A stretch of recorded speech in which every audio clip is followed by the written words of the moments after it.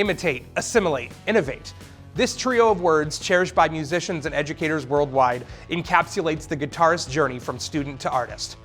Our guitar heroes inspire and drive us to imitate their playing as accurately as possible. Assimilating their teachings, we construct a foundation of skills, techniques, and vocabulary. This groundwork rewards us with creative freedom to innovate, nurturing our unique sound and artistry. Join us this month as we celebrate guitar heroes and legends that have inspired and influenced many of our own TrueFire artists and educators. You just might discover a few new guitar heroes and legends to add to your own list. Let's dig in. Chuck Berry, often referred to as the father of rock and roll, was a pioneering guitarist and songwriter. His energetic guitar riffs, catchy melodies, and charismatic stage presence laid the foundation for rock music as we know it today.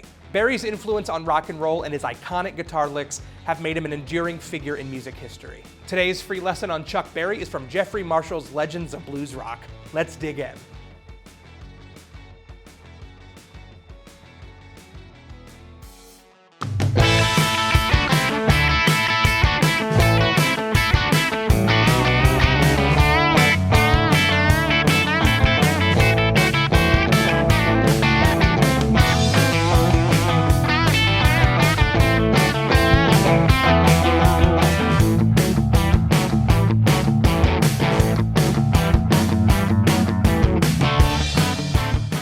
In this first lesson, we are going to talk about the king of rock and roll, Mr. Chuck Berry. Chuck Berry had such a big influence on so many people that came after him that I felt it was important and just a tribute to start off this series with Chuck Berry. Now, the cool thing about Chuck Berry is not only was he a great songwriter and a great guitar player, but he was also a great performer. And a lot of his playing had performance baked into it. He did the infamous duck walk and all kinds of splits, leg splits and stuff like that. And it just kind of was baked into his playing. His performance affected how he played. And that meant it was very rhythmic. And these kind of licks and these kind of ideas always work. when you're doing gigs out there, you know, if you throw in some Chuck Berry licks, it always works out. It always sounds good. So I think you should have a little arsenal of some of these ideas in your back pocket. So let's take a peek at his rhythm style playing. And I'm going to modify it just a little bit. And as with this series, I'm going to, you know, pay tribute to some of these people, but I'm also going to put my own little spin on some of this stuff too, just maybe to incite you or to inspire you to take some of this stuff to your own playing and create some of your own ideas with it. So first of all, the rhythm idea that Chuck used a lot was this kind of root fifth power chord and then also alternating between the sixth here, right? So something like this. Which is great, and you could extend that up to the flatted seventh with your pinky here, but it is kind of a stretch, so I'll show you how I kind of solve that problem. If you look at a dominant seventh chord here, this is A dominant seventh, this is the chord that we're playing over, well, your bar actually plays the flatted seventh here. So if you bar that note, you can actually ping pong that onto the D string.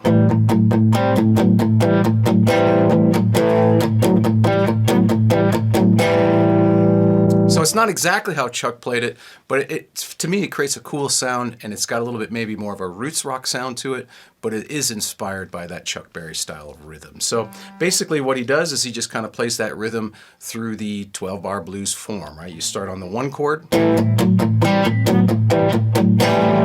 Now when you go to the 4 chord, in this case D, you can do the same thing. Your bar can actually catch that flatted 7th there.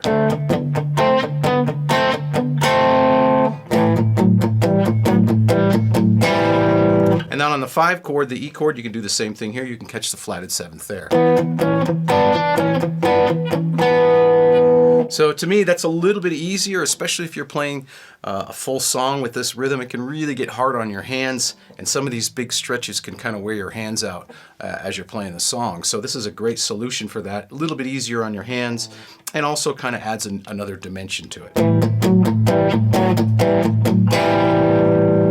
So I think that's a kind of a cool little inspiration that I took from Chuck Berry.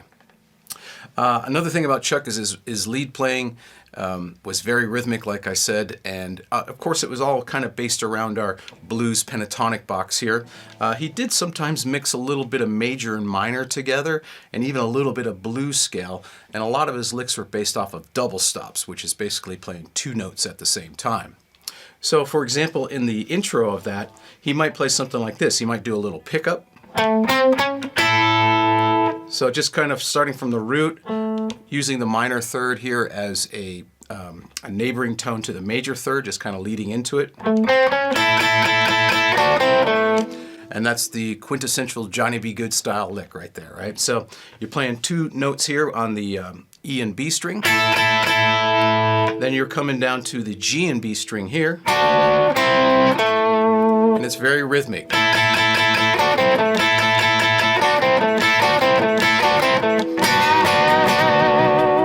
So that was another thing that Chuck did a lot, was he would actually bend two notes together at the same time to kind of get this interesting tension or dissonance. Right, and it just kind of put a little punctuation mark at the end of that phrase there. Another cool thing that you might see evolve from Chuck's playing is a lot of times he would slide into notes.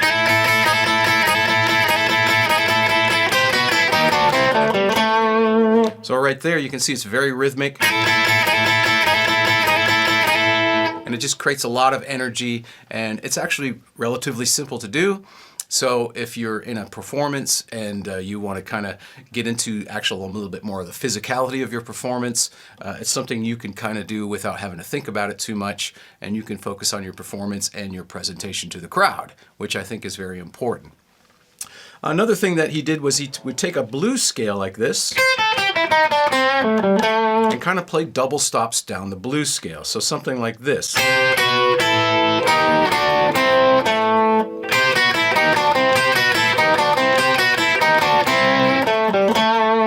So again, really simple, but really cool sounding, not too difficult, so that you could do your duck walk or bake it into your performance a little bit. So I think this is really cool stuff. Another thing that he liked to do a lot was he would bend a note on one string and then play double stops on the next two strings. So for example, you could play a little bend here on your G string and then play a double stop here on the high E and B string. Now you can do this two ways. I like to use hybrid picking. It gets a little bit more of a percussive sound. It also kind of blurs a line between rock and country a little bit. So that's a style that I've embraced over the years. So I might play it something like this.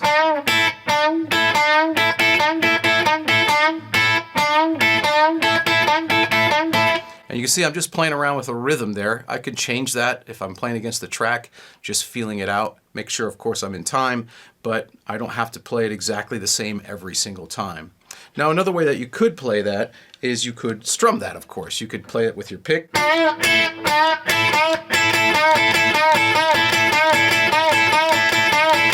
That might have a little bit more of a rock and roll sound to it. That might be a little bit more similar of how Chuck might have played it. But like I said, play around with it. I like to use a hybrid style to play that, so I can kind of mute the notes and stop the notes a little bit and get a little bit more of a percussive vibe out of it.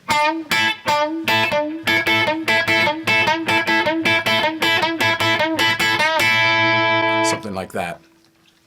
Now, another thing that's really cool here is as you go to your 4 chord, you can outline the chords just a little bit. Now, I don't know if Chuck was conscious of doing this kind of stuff or not, but over the years, I've always kind of been drawn to outlining the sound of the chord that I'm playing against.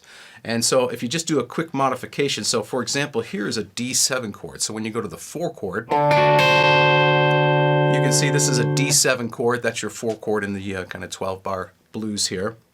And you see these two notes right here, which is part of that D7 chord. Well, that's a really cool double stop.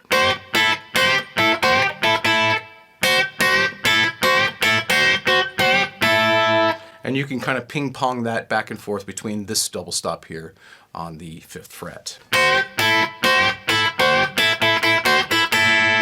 So what's important with this style is that you're thinking more rhythmically. You're not thinking a bunch of scales or modes or anything like that. Basically, you don't hardly even leave the simple blues box here.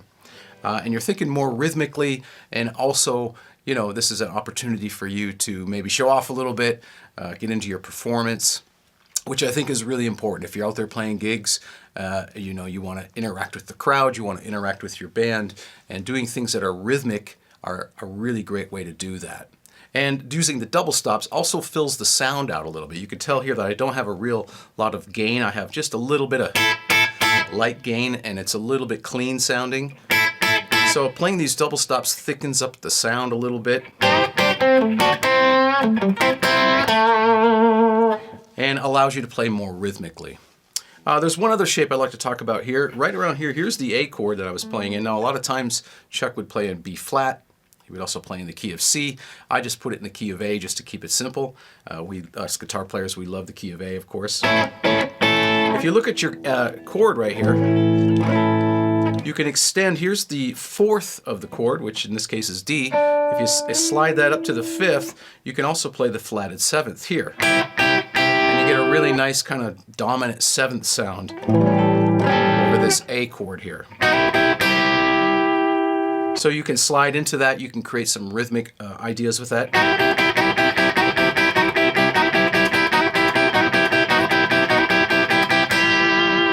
And in some cases, I like to even slide that up a whole step.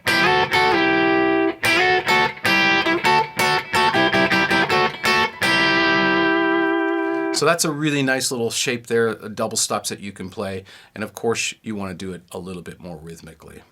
So I'm going to play over the track again just to kind of highlight some of these ideas. I'm just going to kind of wing it, but that's kind of the point of this, is that I just want to feel the music and in the process play some nice rhythmic things and hopefully inspire you to do the same.